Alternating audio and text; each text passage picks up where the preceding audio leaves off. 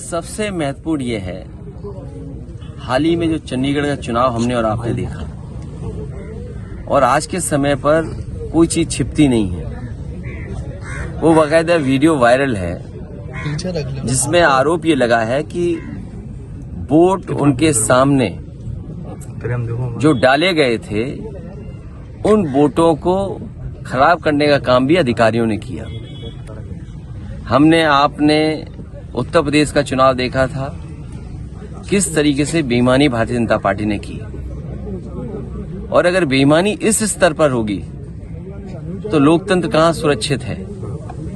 जो आज मेयर का चुनाव जीतने के लिए ये तरीका अपना रहे हैं, इससे पहले उत्तर प्रदेश में जितने भी चुनाव हुए उन सभी चुनाव में भारतीय जनता पार्टी ने बड़े पैमाने पर बेईमानी की।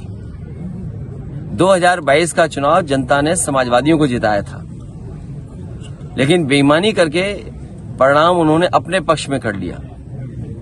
इसलिए हमारा आपके माध्यम से जनता से अपील है कि लोकतंत्र बचाने का चुनाव 2024 का है। बाबा साहब भीमराव अम्बेडकर जी ने जो संविधान दिया, संविधान बचाने का चुनाव है।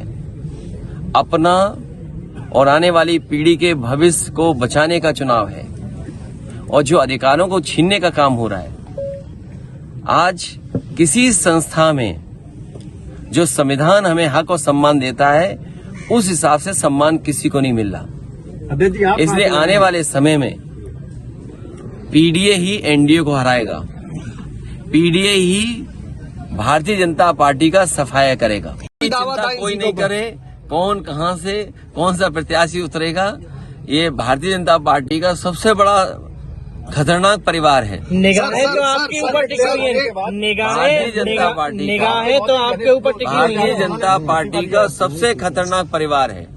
उस परिवार की वो चर्चा ही नहीं करते। जो सबसे ज्यादा नफरत फैला रहा है परिवार, जो सबसे ज्यादा हमारी संस्कृति को खराब करने का काम कर रहा है। हमारे देश की संस्कृति रही है मिलजुल करके रहने की, मेल मिलाप की संस्कृति है, भाईचारे की संस्कृति है।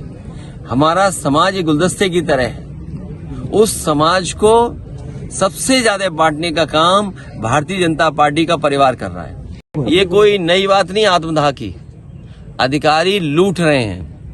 अभी बड़ा अच्छा लगा कि मुख्यमंत्री जी ने ये स्वीकार किया कि गोरखपुर में बहुत भूमाफिया आ गए हैं। अगर आपने अखबार ध्यान से पढ़ा होगा तो आपने पढ़ा होगा कि मुख्यमंत्री जी खुद स्वीकार कर रहे हैं कि गोरखपुर में भूमाफिया आ गए हैं। तो जो भूमाफिया हैं भारतीय जनता पार्टी में बहुत पनप रहे हैं। कोई जिला नहीं बचा जहां पर भारतीय जनता पार्टी के बड़े पैमाने पर भूमाफिया काम न कर रहे हों।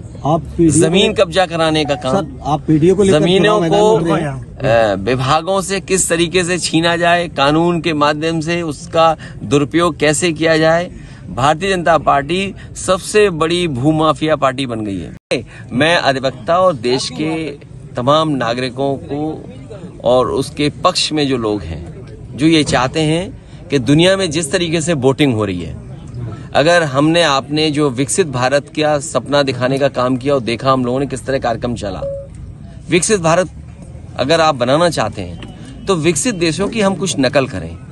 अमेरिका जैसा देश ये आजादी देता है कि आप कैसे वोट डालेंगे।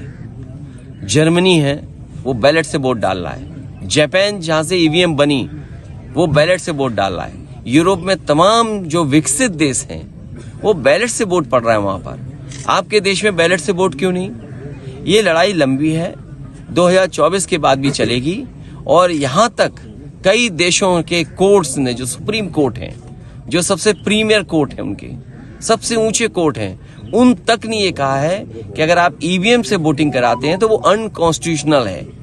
अगर आप जर्मनी का पढ़ेंगे तो जर्मनी में ये कोर्ट ने कहा, उनके सबसे बड़े कोर्ट ने, कि अगर यहां पर वोट ईवीएम से पड़ेगा, इलेक्ट्रॉनिक मशीन से पड़ेगा, इसका मतलब यह है कि वो अनकॉन्स्टिट्यूशनल है। तो जर्मनी जैसा देश इस तरह की जो ईवीएम से वोट पड़ने की व्यवस्था उसके खिलाफ है, तो आप क्यों नहीं खिलाफ हैं?